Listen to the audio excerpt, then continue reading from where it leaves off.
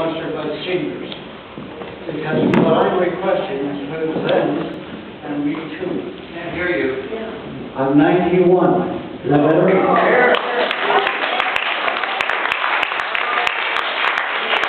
I had implant knees, implant hips.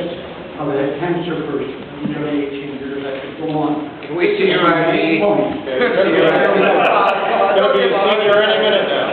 I have 3 great grandchildren. Mayor Miller, you announced there is a $40 million contest for the design to improve the appearance of the use of the City Hall Square. 16 million of this is from the city. I would like to bring to your attention the problems that the seniors have. Because I was born in this city and I love it. I don't know how long we're here yet, but anyway.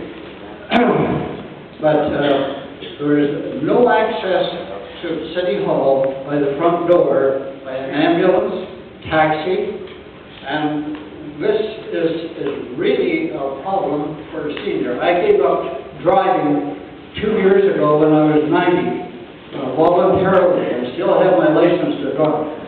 But I have to take taxis now, and the taxis can't get in there. The front door is not accessible by ambulance, taxis, and there is a major omission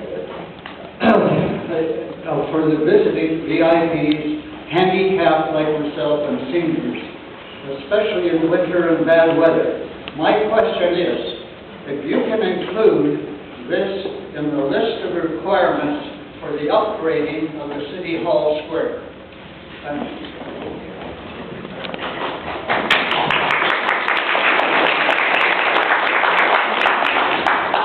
The answer is yes. Access and accessibility have to be a priority, not just in Nathan Phillips Square, but in every city building.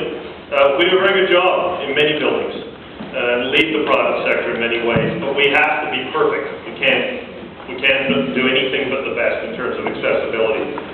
With respect to this project, I'm glad you quoted the figures because it's important to understand the money that's being invested by the city, we need to invest in Nathan Phillips Square for state of good repair, and that's about $16 million. The other money we're going to raise from the private sector and other partners, which will help us go beyond the state of good repair, which is renewal and rejuvenation, to make sure Toronto's most important public space is accessible for everyone, is a place where we can celebrate together, and is a place that befits not just being Toronto's most important public square, but the memory of Nathan Phillips, that was a real leader in this city and helped transform Toronto into the modern city it is today. That's our goal. The money we're using, we would have to spend on repairing it, and the answer to your question is yes, of course, accessibility has to be part of everything that's done there.